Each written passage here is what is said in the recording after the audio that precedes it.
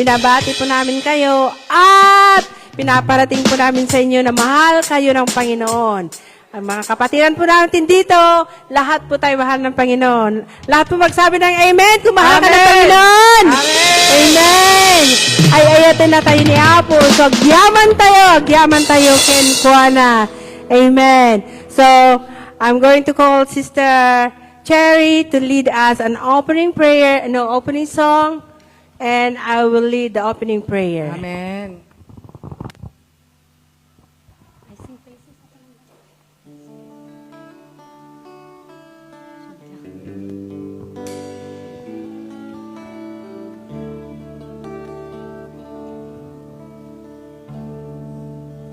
Sing praises to your name, oh Lord, praises to your name, oh Lord, for your name is great and greatly to be praised. I sing praises to your name. I'll sing praises to your name, Yes, Lord. oh Lord, praises to your name, oh Lord, for your name is great and greatly to be praised. I give glory to your name. I give glory to your name, oh Lord, glory to your name, oh Lord, for your name is great, for your name is great and greatly to be praised. I give glory to your name, oh Lord, glory to your name, oh Lord, for your name is great, for your name is great and greatly to be praised. I give glory. I give glory to your name, oh Lord, glory to your name, oh Lord, for your name is great and greatly to be praised. I sing praises.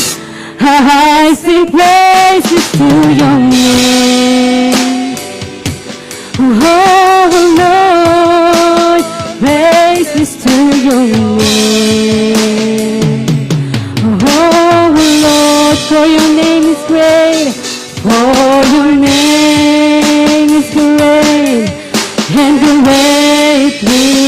For the last time I give glory to your name. I give glory to your name, oh Lord, glory to your name, oh Lord, for your name is great and greatly to be praised. For your name is great and greatly to be praised. We praise you, Lord. We worship you, Lord. Glorify your name in our midst. Lift up your holy name. We lift up our voice unto you, Lord.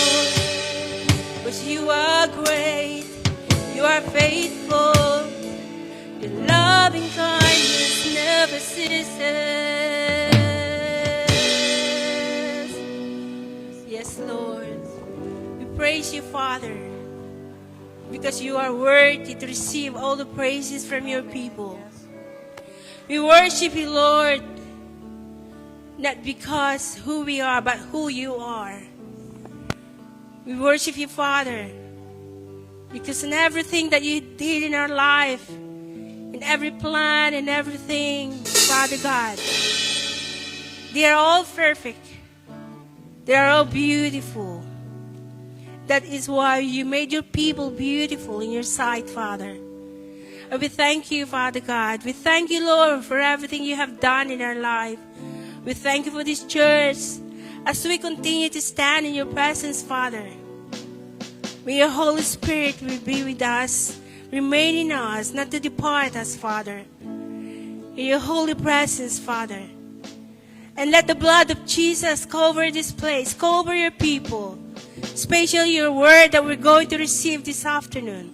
Father, we pray and we lift up to you, we entrust it to you, your servant, Father. May the anointing and the leading of your Holy Spirit will be upon her, Father God. And let the clarity of your divine word, Father God, will be upon your people as you open our ears to receive, Father. And may you continue also to open our hearts where we store your beautiful and your powerful word, Lord Jesus, so that we will always keep away from any kind of sin. We want to live a holy life. We want to live a righteous life. And that is pleasing to your sight, Father. We thank you for your servant, Father. We thank you, Father God, for using her as your mouthpiece, Father.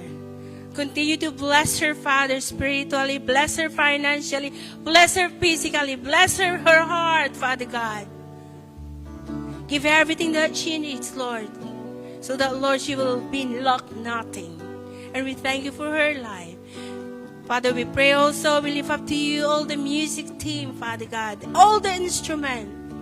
Let there be harmony, let there be unity, Father God, in every lyrics, in every instrument, and everything, Father God, that you use, Father God. Let there be unity and harmony so that the blending, Father God, will be a great anointing, Lord Jesus. It will make you smile, Father God, where you are, sitting in your throne, Father. Bless their lives, Father God. And for who we are here, Father God, we're standing in your presence. May your blessing, may your anointing, may your thoughts, your healing power, your presence, Father God, enclose us, Father. Maghari ka sa buhay ng bawat isa. At maghari ka sa oras na ito, sa pagkakataong ito, sa lugar na ito, sa bahay na ito. Baguhin mo po ang buhay ng bawat isa. Gawin mo po kami karapat dapat kaaya-aya sa iyong harapan, Ama. Patatagin mo po ang aming pananampalataya, O Diyos. Pagkaisahin mo ang aming espiritu, pagkaisahin mo ang aming mga plano sa buhay. At yun, Father God, ay mapangitin ka, mabigyan ka ng kagalakan. Basbasan mo po, biyayaan mo po ng lakas ang mga mahal naming ina nakatayo sa iyong harapan sa oras na ito. Palaguin mo po ang kanilang spiritual na pamumuhay. Palakasin mo po ang kanilang pangakatawan. At sa mga nakakaranas ng sakit sa oras na ito, Ama, Father, we pray for your healing power, Lord Jesus, will be upon them, Lord, from the crown of their head to the very sole of their feet. Whatever the root cause of that disease or pain, Father God, we pray, Father, that you're going to get it out, Lord. Cast them. We will cast them out, Father God, by the blood of Jesus and by the power of the name of our Lord Jesus Christ. We thank you, Father God. We thank you.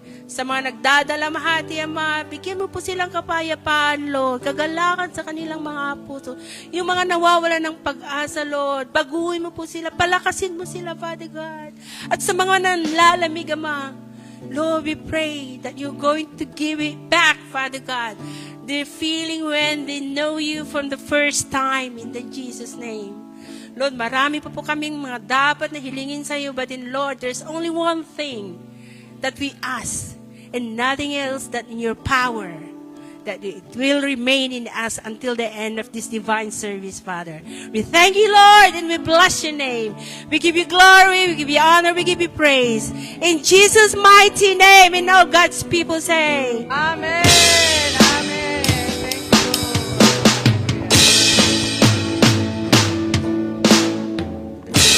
Amen, amen. Naimbag nga malam tayo amin kakabsat. Magandang hapon sa lahat. Amen. Sorry. I'm just reminded about the preaching last Sunday. Our pastor about Jehoshaphat. Jeho na lang daw, sabi ni pastora.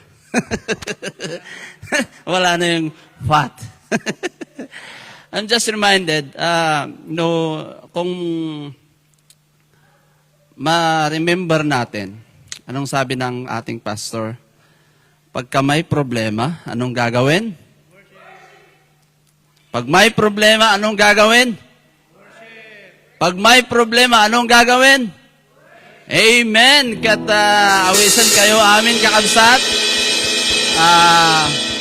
Sa lahat ng may problema, gaya ko, let's worship and let's Amen. praise the living God. Amen. Let's just give it to God and gagawin niya ang kanyang trabaho rin. Amen? At,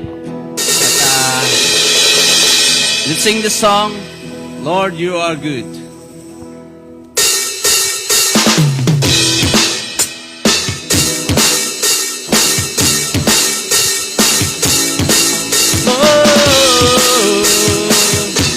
We worship You. Hallelujah. Lord, You are good and Your mercy endureth forever. Lord, You are good and Your mercy endureth forever. People from every nation and tongue, from generation to generation, we worship You. Hallelujah, hallelujah, we worship You for who You are.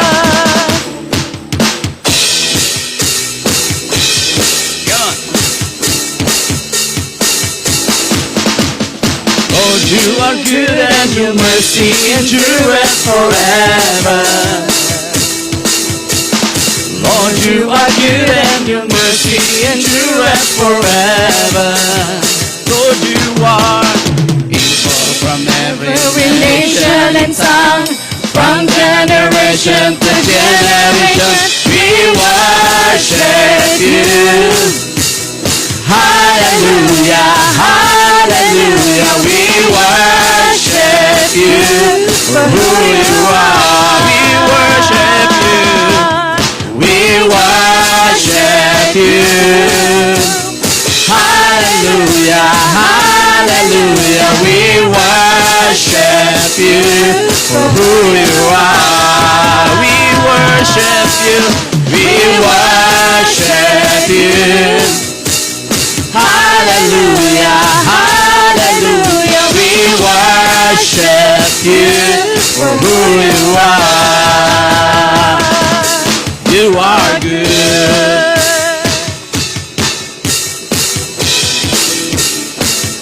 Come on. Lord, You are good.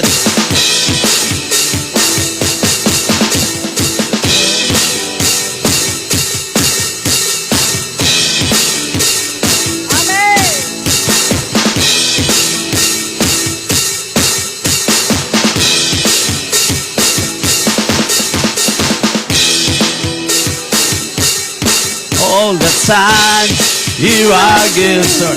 You are good. All the time, You are good. You are good. All the time, You are good. People from every nation and tongue, from generation to generation, we worship You. Hallelujah, hallelujah, we worship you for who you are. We worship you. Hallelujah, hallelujah. We worship you for who you are. One more, we worship you. We worship you. Hallelujah, hallelujah. We worship you for who you are. For who you are. For who you are.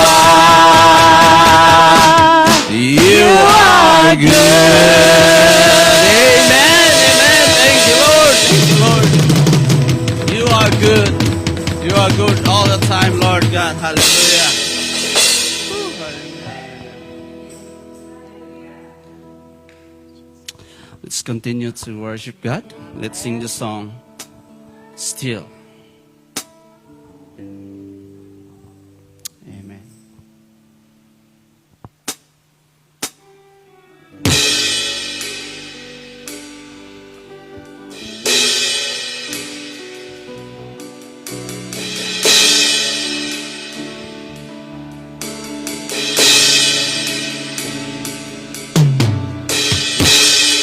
Alam niyo mga kapatid, ang buhay ng tao ang daming problema. But let's just keep worshiping the Lord.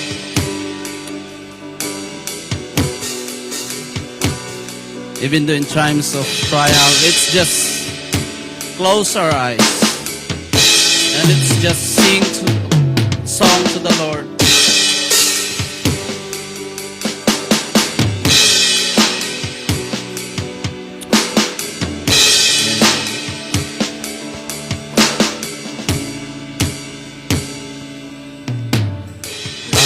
Hide me now under your wings. Cover me within your mighty hand. When the oceans rise and thunders roar, I will soar with you above the storm. Father, you are king over the land. I will be still, know you are God. Yes, Lord.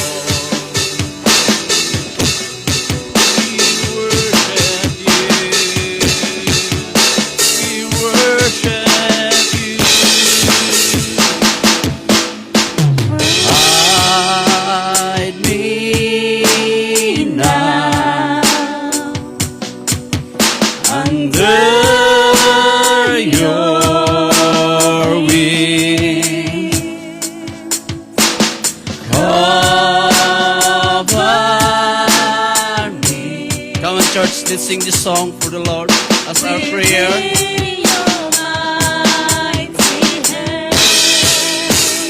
When the oceans rise and thunders roar, I will soar with you above the storm. Father, you are king over the land. And I will be still, know you are God. When the oceans rise and thunders roar, I will soar with you above the storm.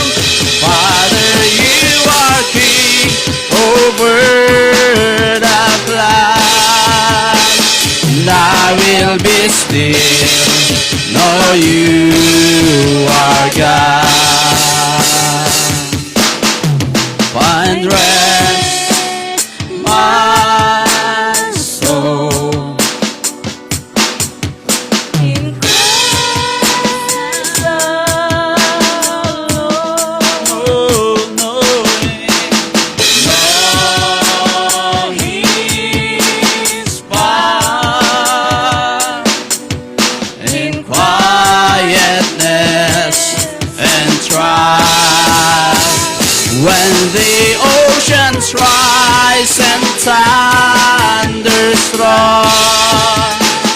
I will soar with you above the storm.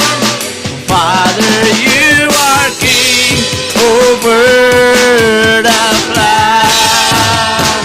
And I will be still, know you are God. When the oceans rise and thunders roar, I will soar with you above the storm. Father, you are King over the flood. I will be still, know you are God. I will be still, know you are God. I will be still, know you are God. I will be still, know you are God. I will be still, know you are God. I will be still, know you are God. I will be still, know you are God. I will be still, know you are God. I will be still, know you are God. Come church, let's worship God, let's worship God. Hallelujah. I will be still, know you are God. I will be still, know you are God.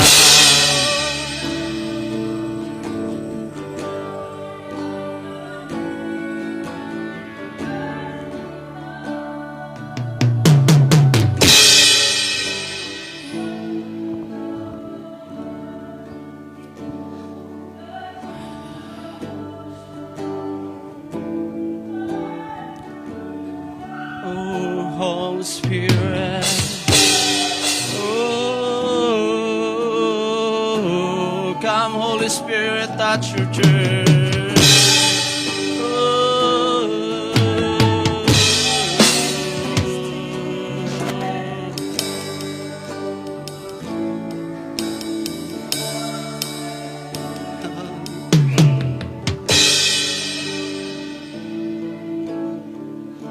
Lord, thank you. Thank you for lifting us. Thank you, Apo Diyos, na may saka, Apo Diyos, nga sarikad-kad mi. In times of our trials, Lord, thank you. Thank you for always there for us. Thank you, Lord. We're just asking you, we're just asking you, Lord, na gumanda kami pa, Apos. Anmi kaya't Apo Diyos nga matinag itay, ma. Lord, alalayan na kami, Apo Diyos. Kadagiti trials nga umay tibiyag mi. Katagtayab kami, Apo Diyos, nga kasla iti agila. Nga umay iti bagyo, Apo Diyos, we will go above the storm, Lord God, and fly with you, Lord. Thank you, Lord. Thank you, Lord. Thank you, Jesus. Let's sing this song again in the chorus part. When the oceans rise and thunders roar, I will soar with you above the storm. Father, you are King over the flood. I will be still, know you are God. I will be still, know you are God. I will be still, know you are God. Amen, amen. To God be the glory. We give you the glory. We give you the honor. We give you the praise. Thank you, Lord. Thank you, Jesus. Thank you, Jesus. Amen, amen. Amen. Amen. Hallelujah. Lord, we thank you for your word. You have said in your word, be still and know that I am your God. Lord, sa lahat po ng mga pagsubok na pinagdadaanan ng buhay ng bawat isa sa amin, Panginoon, we know that you are with us, that you are going to help and bless us, O Lord God. Hallelujah. Si kaapoy titalged me, you are our hope, O Lord God. And Lord, today, we are ready to receive your word. Give us, Lord, a receptive heart, a receptive spirit, O Lord God. Give us a listening spirit, O Lord. Simple man apo, dagiti nga sasaom ngem. Ket di apo, we ask you, Lord God, to touch the hearts of your people. And Lord, mangusap ka po sa buhay ng bawat isa sa amin ngayong hapon na ito. Thank you, Lord. Ikaw ang mapapurihan, Panginoon. In Jesus' name we pray. Amen and amen. Good afternoon, my dear brethren. Sobrang lamig dito sa loob, no? Grabe, yung fire talaga naman. Sobrang lamig. Amen. God is good. And all the time. Amen. So, thank you music team for leading us and kay Sister Cherry who lead us sa ating opening song and Sister Honey for leading us in opening prayer and our MC. So, I just want to share, this past 2 weeks, sa bagay kasi this whole month of July, busy ako sa hospital appointments ko. And itong mga nakaraang 2 linggo, kakabsat, this message is just a realization for me because of this 2 consecutive weeks na mga hospital appointments na ginawa ko. And na-realize ko lang naman ito, mga kapatid. Are we ready po for the word? Sana ma-realize nyo din, wag lang ako. Okay, so, alright. So, final day feels. Live wisely. According to Psalm chapter 90. So, life is uncertain. Do you believe that? Life is uncertain. Disclaimer lang, alam nyo naman tayo, very talented tayo, di ba mga kapatid? So, we will cater mga Ilocano, Tagalog, Bisaya, and English people as well. So, pagka may narinig kayong Ilocano, intindihin nyo na lang, okay? Okay. Pero gusto nating i-cater lahat. Alright, so, sakbay kakabsat nga dumteng dagiti maududingal al daw iti panagbiag. Dapat ay maintindihan natin at maisip natin mga kapatid na ang buhay ay ganun talaga na hindi tayo sure. Life is so uncertain, okay?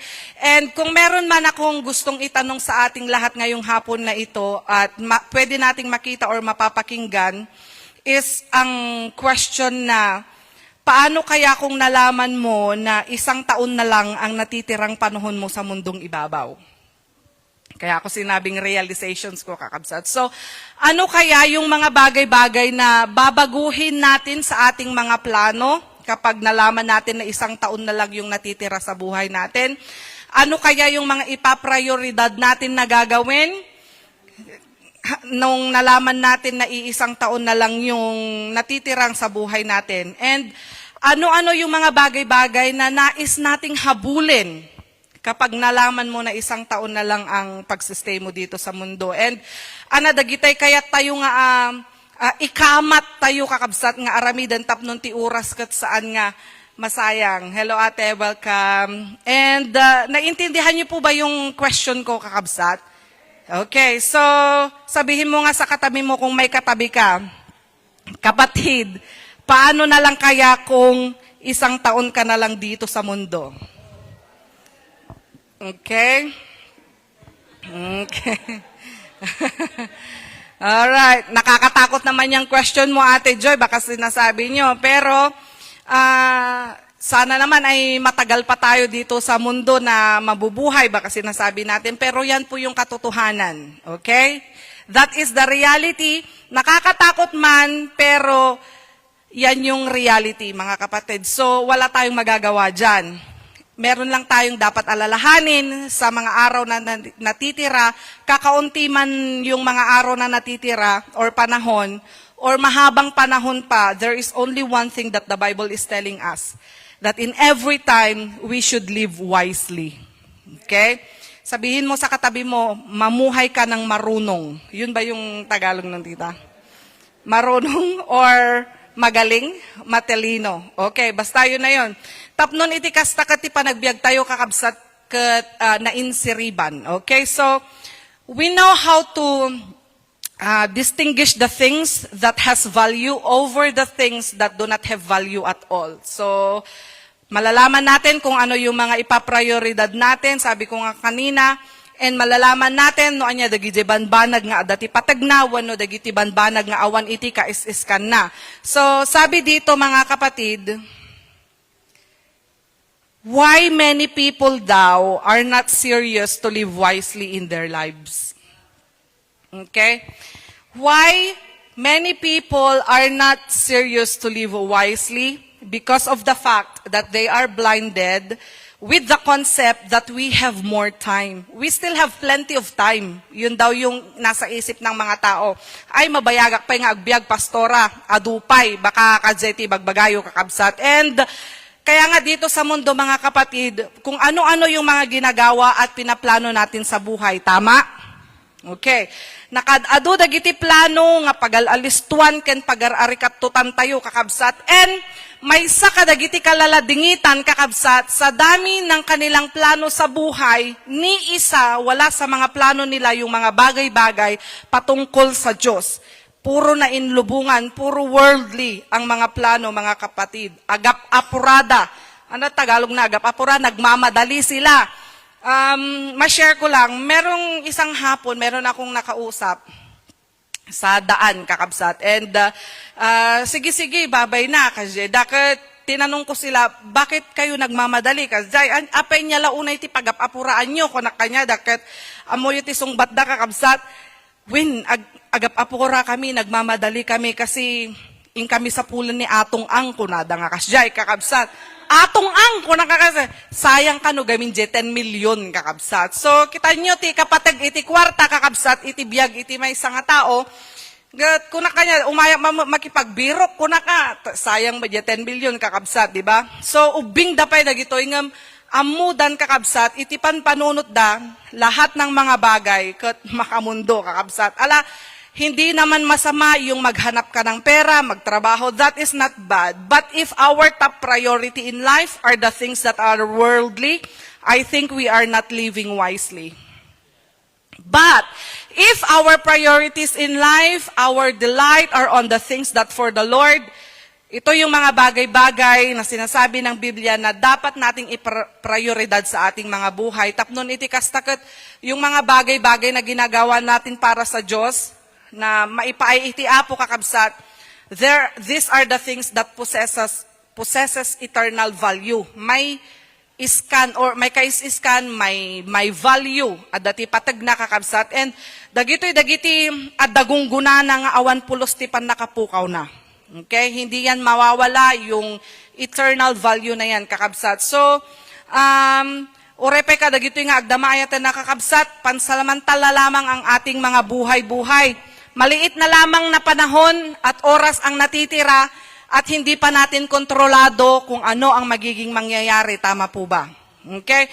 Kada ito'y nakabasbasit nga ispanti pa nagbiag tayo anabatin kakabsat, haantay nga amudeta no anyat mapasamak. Dahil hindi natin kontrol yan. Everything in this world changes, so uncertain. Mabilis lang, nagalisto. Simple lang, or sample lang, kakabsat. Presyo. Okay? Magkano na ba yung presyo ng isda ngayon? Yung isang butil, may sabukel, 1 piece nga na bangus, 5 slices, so nakakabsat, it's worth, I think, 7 pounds. Okay? And one time na pang kami nagtsenda kat kinilakay ko nakita ti bayad ti bangus kat 7 pounds kakabsat may isa lang nga bukel galunggong 1 kilo 11 pieces, 1 kilo na siya, 7 pounds lata. Mackerel, 3 pieces, 10 pounds. So, alam nyo yun, kakabsat. So, sabi ko kay Lakay, agawid tan, umuwi na tayo. Ano santag? Sidat sardinas. Kung nakakabsat na nakangingi namit, di ba? So, anos-anos lang, kakabsat. Yung presyo, nag-iiba. Tumataas, inflation. Ano pang susunod? Traffic. Nagalisto nga agbaliw. Kung bibiyahe ka papuntang London ng 5 a.m. or 6 a.m. sa umaga, pagbalik mo ng 5 p.m. hanggang 8 p.m., wala na. Pahirapan nang bumalik sa London kasi sobrang traffic. Lahat-lahat ay madaling mag-iba. Mabilis lang na mag-iba. Okay? Nagigets po ba yung sinasabi ko, mga kapatid? Okay? We thought na marami pa tayong panahon. Okay?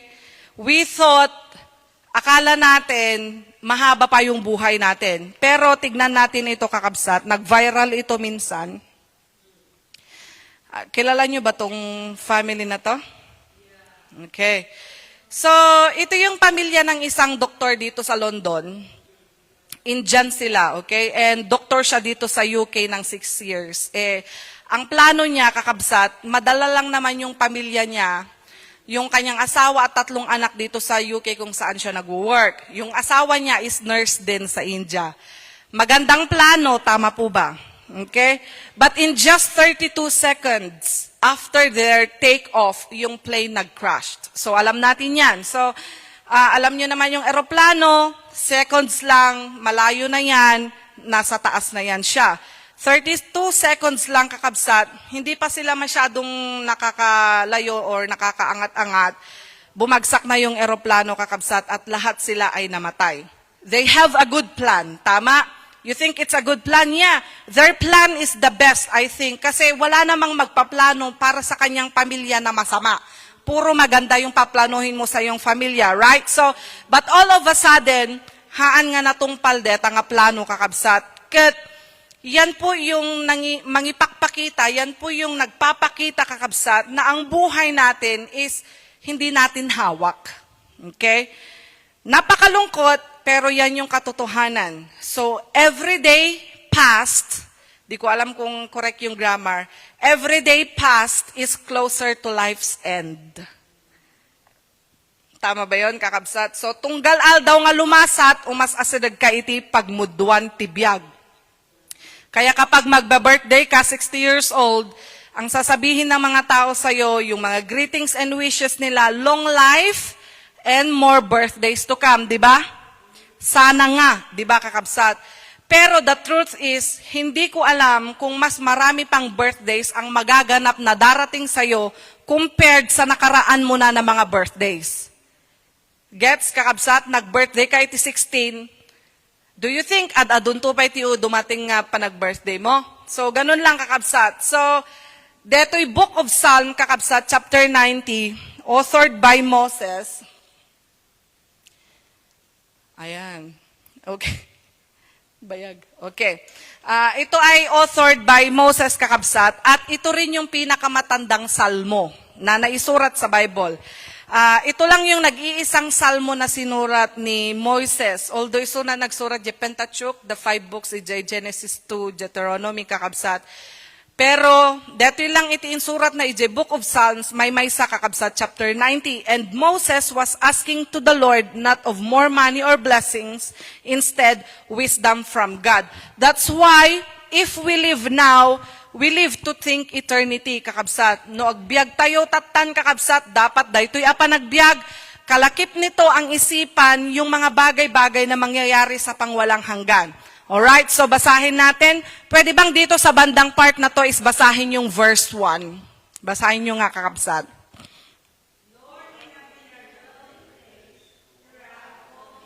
Hanggang verse 2. Before.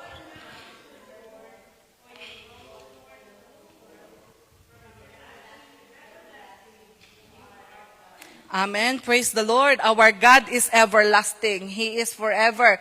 Dito namang banda, basahin nyo nga po dito, verses 4 to 7, mga kapatid. Dito banda.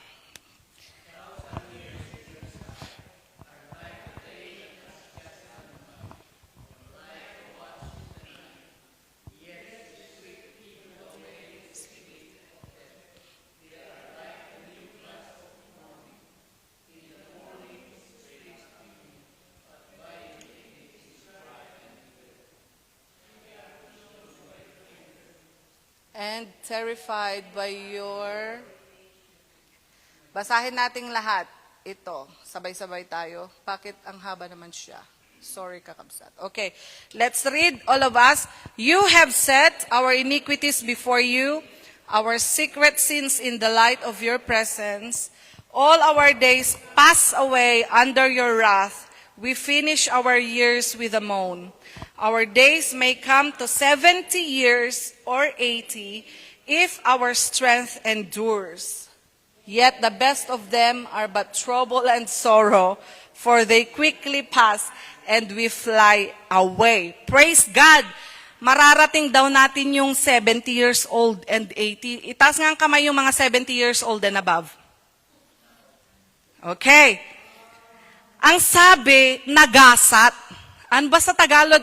Mapalad daw yung mga nakarating na ng 70 hanggang 80, kakabsat. Yet, ang sabi naman, yet, the best of them are but trouble and sorrow.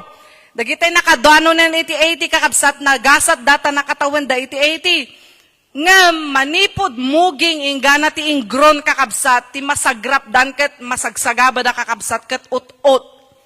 Soro ko na kakabsat, husto mga tita, nasakit ti tumtumeng, di ba? Okay. Para kanya ka, okay ta 60s. Okay na sa akin yung 60s, okay? Nagado nga rikrik na andan, ang dami na nilang nararamdaman, arthritis, agarthritis amin nga gigisdan, kakabsat, for they quickly pass and fly away, kuna na nga kajay, kakabsat. Nagasat da kakabsat, tanadanon da iti-80, ngam puro tuukan, ti malaklak am da kakabsat. Here, ngamhang kayo nga si kayo dayay, kakabsat, ya? Aginya sabsabali, giya awan Diyos da, okay? Here, Moses is telling them that they need to live wisely. We need to live wisely, kakabsat. Deto'y wisdom nga ibagbagana dito'y kakabsat is, wisdom in the scripture is not just intelligence, but it is, it is not just possessing facts, kakabsat. Haan lang nga pa nag-gather ka dagiti banbanag nga kaalaman dito sa mundo, but it is living rightly in light of God's will. I think meron tayo dyan. Yan. Wisdom in the scripture is not intelligence. Ayan. But it is living rightly in light of God's will. Ngam panagbiag, manipod ka dagiti pagayatan iti Diyos, panagbiag nga agbibiyag ka sa tinga iti pagayatan iti Apo. Sa ano ba sa Tagalog yon? Sa gitna ng will ng Panginoon. Okay? Itong chapter 19 ng Psalms, Living in the Last Days, and ito po ay picture ng buhay na napakaiksi lang, kakabsat. Parang katulad ngayon, napakaiksi na lang or nasa last days na tayo, kakabsat. So think of it, kakabsat. And sabi ko nga kanina, ito yung pinakamatandang salmo na naisulat ng salmista dito, na si Moises, kakabsat. Dito sa Book of Psalms, maraming authors. Yung iba si David na ang nagsulat. Napakaraming psalm ni David, madami pang iba na nagsulat, pero ito lang yung chapter 19 na nag-iisa kay Moses. Tatan, ti panangigadagad, ti Diyos, daytoy patigmaan na kakabsat nga, sana lahat ng Israelita, dapat lahat kayo ay papasok sa promised land. Okay? But sad to say, ilan lang yung pumasok sa promised land? 600,000 lang kakabsat.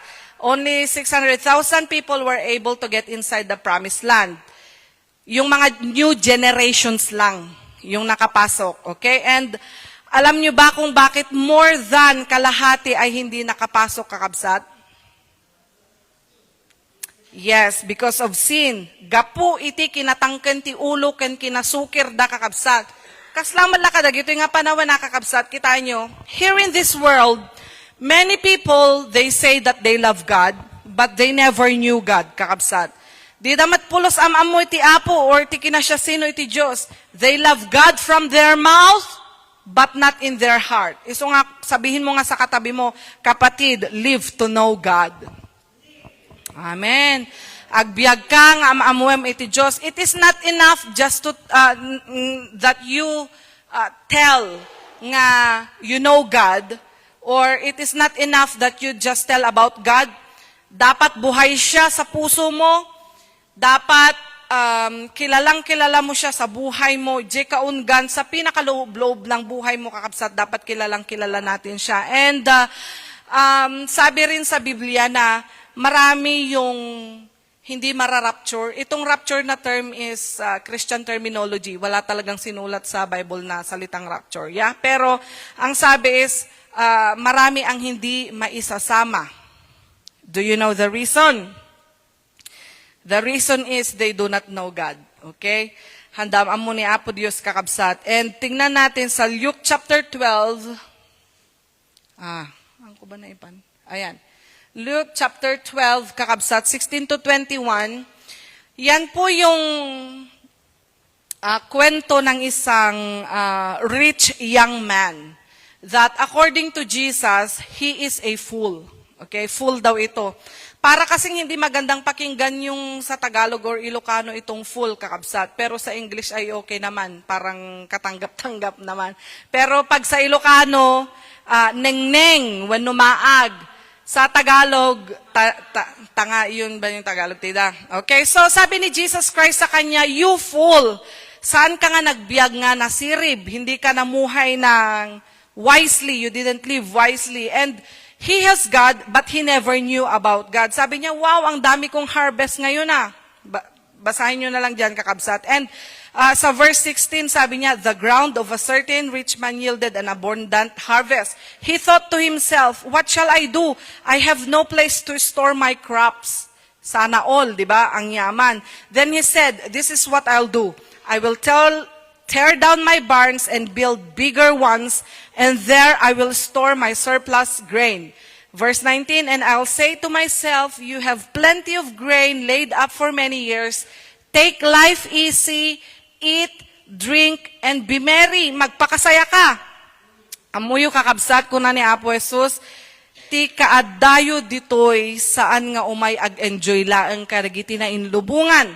Ti kaadam ditoy, meron kang defined mission. But God said to him, you fool, this very night your life will be demanded from you.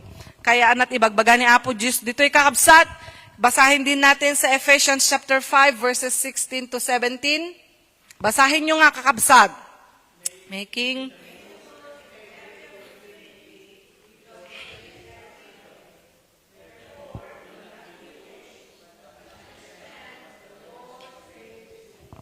Amen. Mamuhay tayo.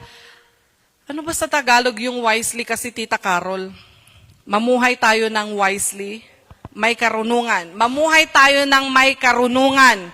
Agbiag tayo kumanga nasirib, kuna ni Apostol Pablo, saan akasla ka dete, rich young men nga agmaag kakabsat, na ang focus niya laing ay Jepan panunot na laing kakabsat ket banbanag nga na inlubungan. Awan patag na dagitoy kakabsat.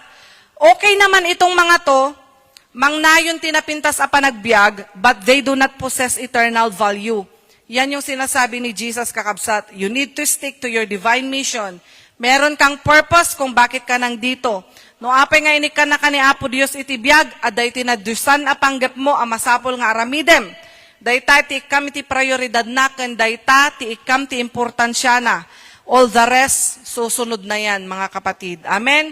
And yung iniisip ng mga tao, kakabsat, gustong-gusto nilang pumunta doon sa mga lugar, places na yung makamundong lugar, yung walang halaga, yung walang value. Mas gusto nilang pumunta sa Westfield kesa sa church. Wherein dito sa church, makakatulog ka, makakapahinga ka, di ba? Mas gusto pa nilang pumunta sa Westfield. Ang lawak-lawak ng Westfield. Mapapagod ka pa maglakad dito sa church, pwede kang matulog, di ba? Makakapahinga ka, kakabsat. At least, di ba? Dahil tati pakakitaan kakabsat iti pagdumaan, dagiti banbanag nga na Diyosan, kan banbanag nga na inlubungan. Amang kakabsat nga, dagdagsaen, dagiti tattao, dagiti na inlubungan nga banbanag. Sad to say, kakabsat. Sabi ni Jesus, di kay agmamaag. Amen? Di kay agneng-neng-neng. Okay? Malagip ko. Adati karuwa, mi nga ti tao, nagan nakat palat, kineng-neng. Ning-ning. So, dagiti tinakalag dito kapsan. Okay? Okay. So, in the last days, we need to live wisely. Amen?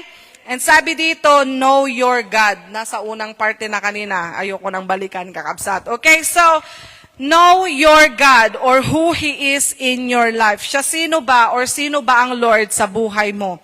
And sabi ni R.C. Sproul, tignan ninyo, the greatest weakness of the contemporary church is that it has an inadequate view of God.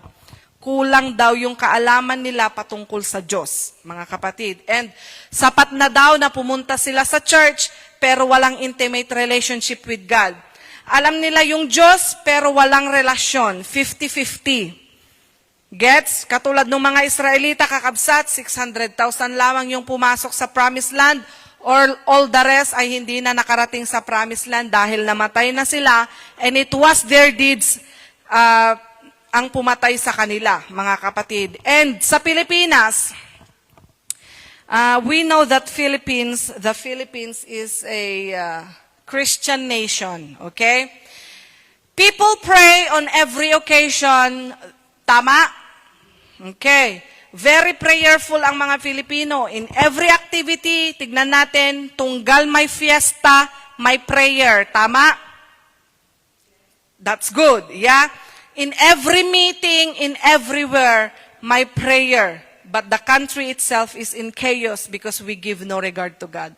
He is God, but not the Lord over us. Tama po ba, mga kapatid? Nakagulgulo ti Pilipinas, and yet we are very religious country.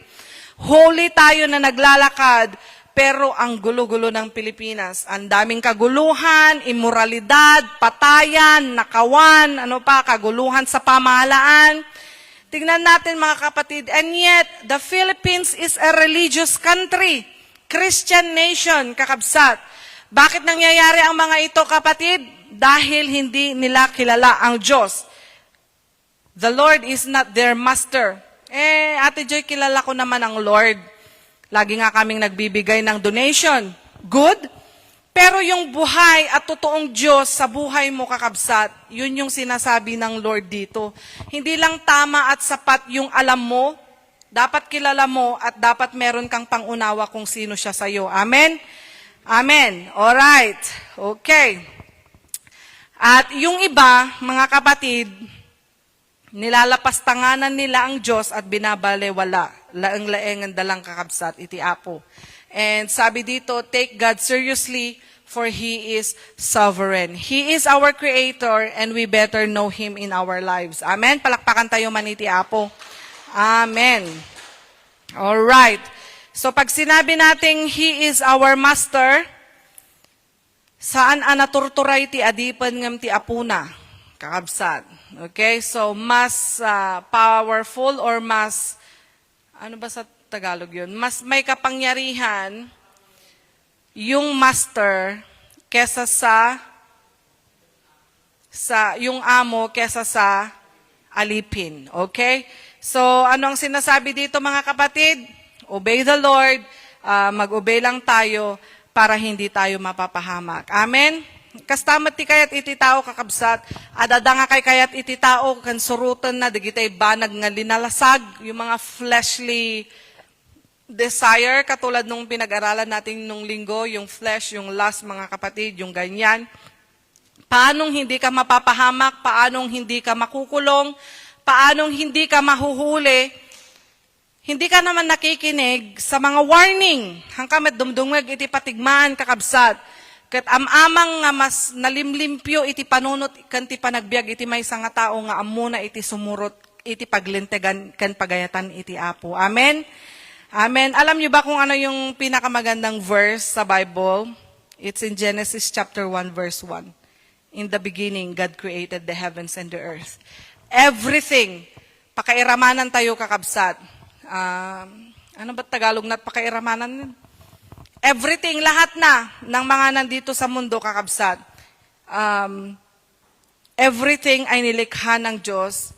We are not the creator of our own life, but our God. Amen? We have a sovereign God who is our creator na dapat ay pinapakinggan natin at sinusunod natin kung ano yung gusto niyang mangyari sa buhay natin. And why do we know God sa ating mga buhay? Because our God is a dwelling place. Okay, your God is a dwelling place. Mababasa natin yan sa verse 1, kakabsat. Dwelling place.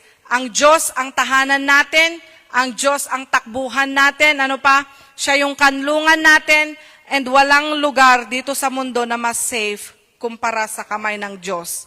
Amen? Kung saan-saan tayo tumatakbo minsan, pero dapat tumakbo tayo sa Panginoon. Amen?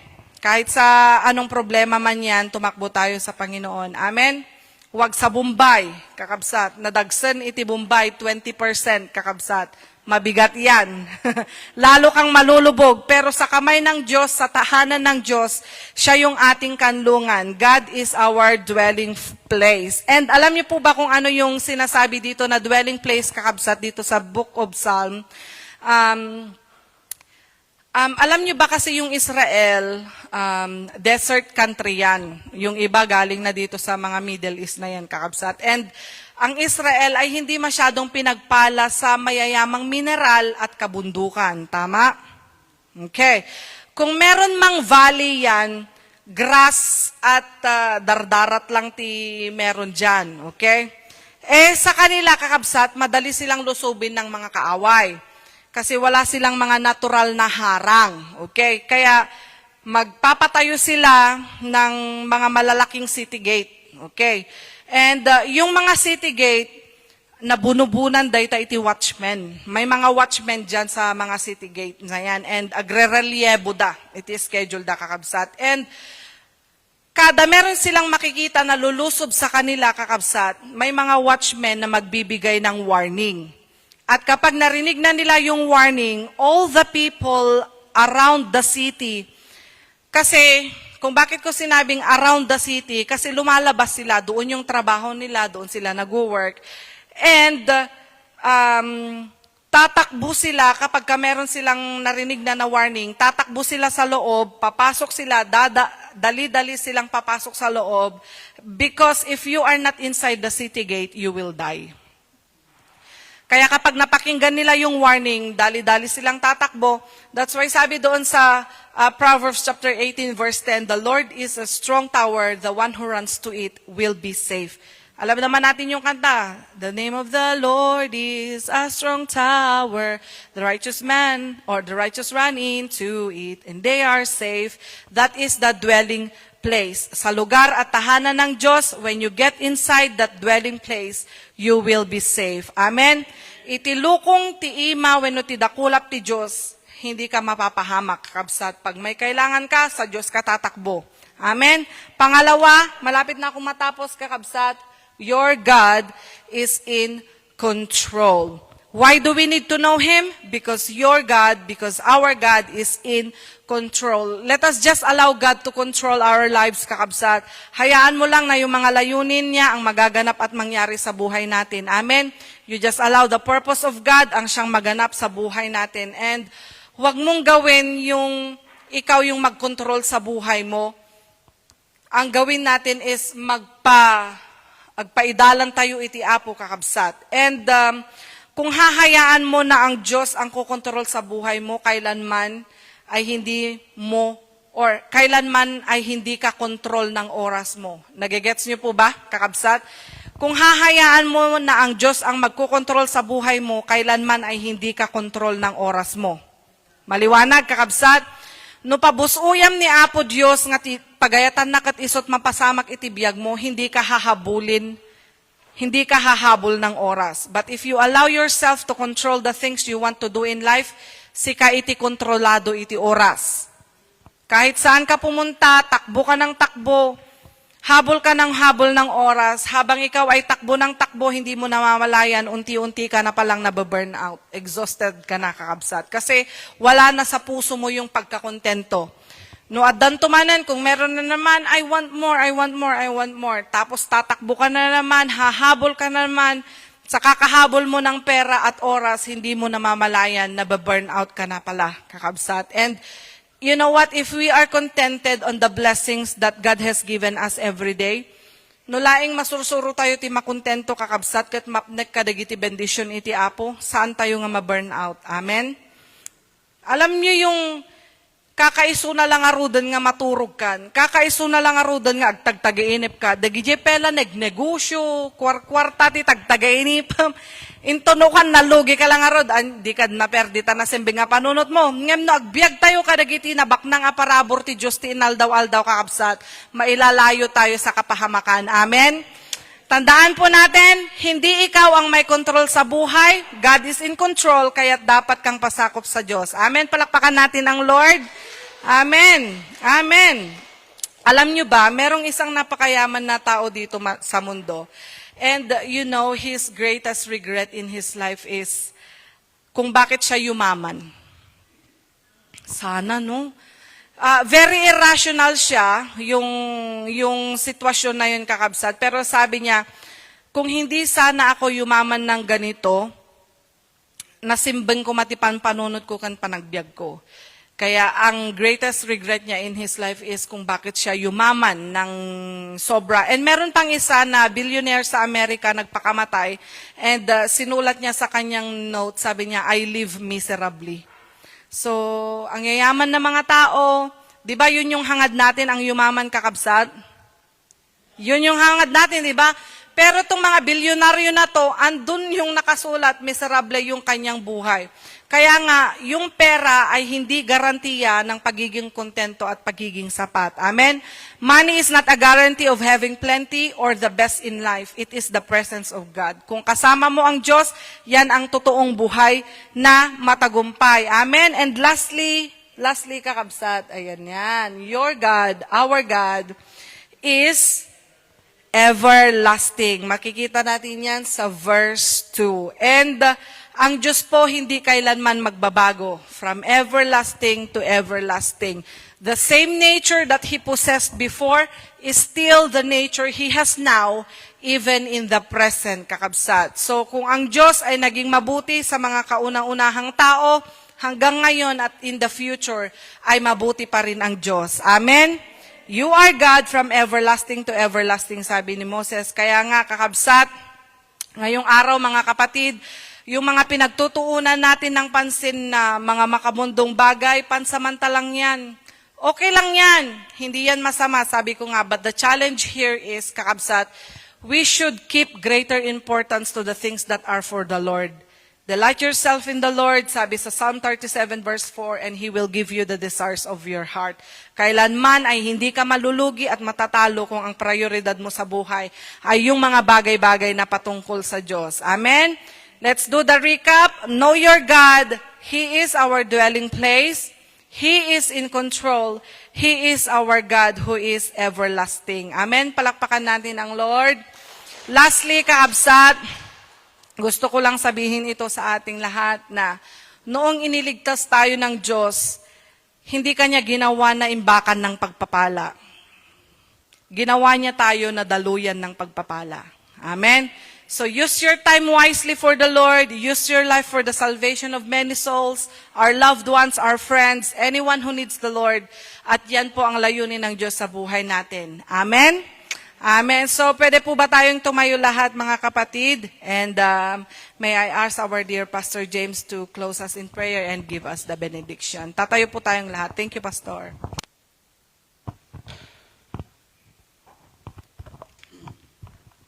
Amen. So, bago natin kantahin yung kinanta natin kanina, Still. So, we need to thank the Lord for the message. So, live wisely. So, magandang na ipaalala din na ang definition ng wisely or wise in the scripture according to the nag-message ay it is not necessarily an intelligence or maging marunong ka. But it is in line or in light of or living a life rightly before the Lord. Okay? So, ibig sabihin, palagi nating sinasabi na ano ang tao kung nasa kanya ang lahat? Ano ang tao kung mapapasa kanya ang buong mundo o buong kayamanan sa mundo kung if he loses his soul or sa madaling salita, kung wala naman siyang Diyos. Amen? So, panghuli, kanina, maalala ko po yung message, one part of the message last Sunday, kasi natamaan talaga ako doon sa fruit of the Holy Spirit. Pag nandun na yung love, nandun na lahat, in which second of the greatest commandment is love your neighbor as thyself. Amen? So, mahalin natin ang ating sarili. So, nung nandun kami sa sasakyan kanina, nagkukwentuhan kami kila ate. Sabi ko, nung unang panahon, ang laki-laki ng palit ng pera. Yung isang araw mo, 10,000 nun. Di ba? Ang palit, 100. Inabutan ko yung 97 eh. Nagtatawanan kami, nag-donate si Mrs. ko ng refrigerator doon sa isang kasal. Ang daming parang nakangangahan na, mayaman siguro ito, pero, so, at the end of the day, ang kwentuhan namin kanina ay, ang edad natin, marunong at very open arms tayong tumulong, galing natin tumulong, pero panahon naman na i-treat natin yung sarili natin. Amen? Pagpapahingain, papagyamanin, at napag-aralan natin ngayon sa araw na ito na ang mga bagay dito sa mundo ay they are temporary. But ng mga bagay-bagay, pag meron mga bagay-bagay na nai-invest natin para sa Lord ay eternal, have eternal value. Amen? So, nakikilala tayo doon sa kung saan yung puso natin. Yung iba na in love sa football. Medyo okay lang naman siguro yon. Pero pagka hindi ka nakakapag-pray, umiiyak ka na lang pag natalo yung England. Anyway, salamat, nanalo ang England kagabi. So, daming nanalangin. Amen? So, we praise God for that. Pero dapat hindi tayo attached. Magiging makamundo ito pagka minahal natin ang bola. Diba? Dapat, inulit po natin, napakaliwanag, napakagandang message ulit na paalala sa atin na we need to live wisely. At ang wisely doon sa scripture ay hindi yung maging marunong ka. It is not necessarily means that you need to be intelligent, but living a life right before the Lord. Amen? Yung mamuhay tayo na may yung kaaya-aya at nasa linya ng kagustuhan ng Panginoon. Amen? So, Lord, hallelujah. Kantayin po natin itong, kahit yung koro lang, hallelujah. Kanta ito na parang panalangin na rin natin. When the ocean rise and thunder roar, I will soar with you above the storm. Father, you are King over the flood. I will be still, know you are. Can we sing the second stanza? Find rest.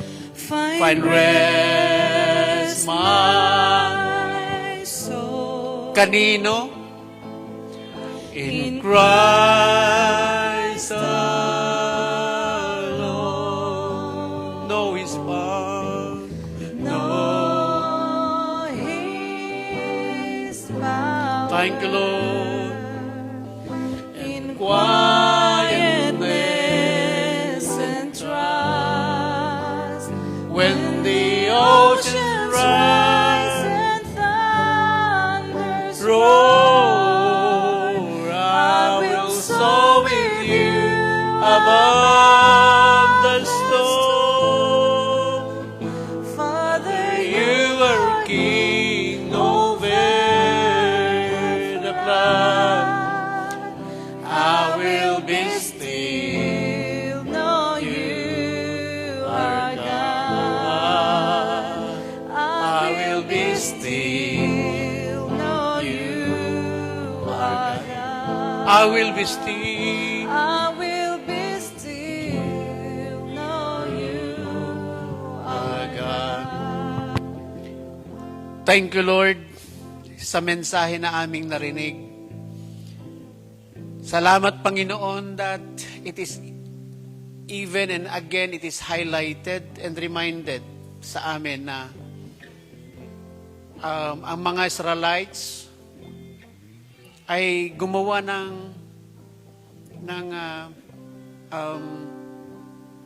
hiding place. It is spiritually applied today, Lord.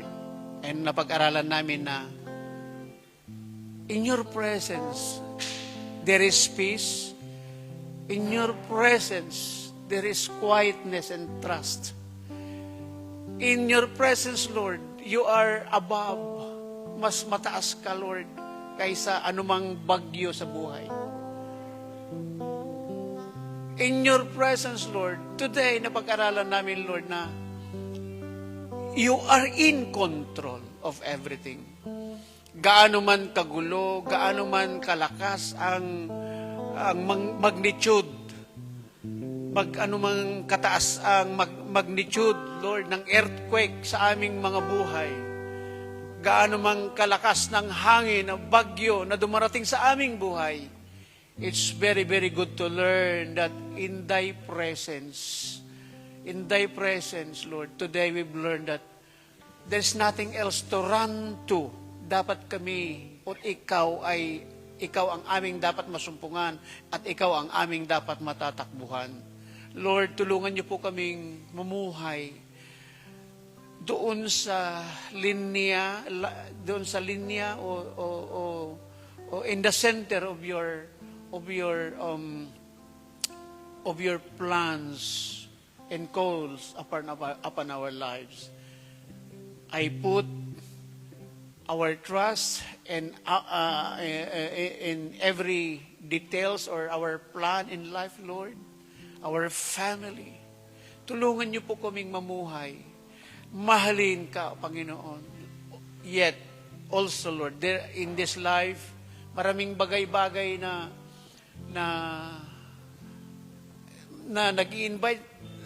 nag-i-invite o kaya gusto kaming mawala doon sa sentro ng aming pagtakbo, Lord, sa aming spiritual journey.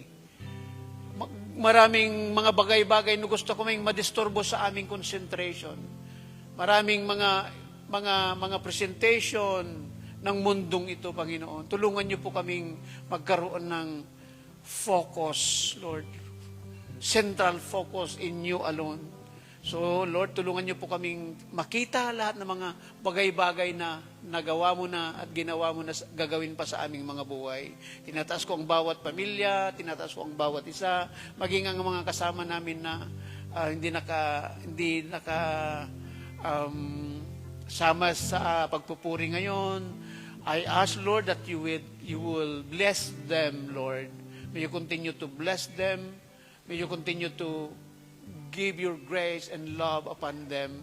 Lord, thank you very much for the message. Thank you for the messenger. May you continue to bless and give wisdom, highly wisdom. Thank you for the Sunday school topic, Sunday school teacher. Lahat kami, mga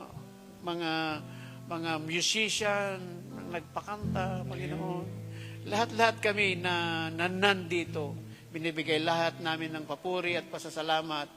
Pagkat, Lord, we want to give you all the glory and honor in thanksgiving. In Jesus' name we pray, amen and amen. And we want to declare that may the Lord bless you and keep you. And the Lord make His face shine upon you and be gracious to you. May the Lord turn His face toward you and give you peace. Peace that it gives all the understanding. Surely goodness and mercy shall follow you, shall follow us all the days of our life.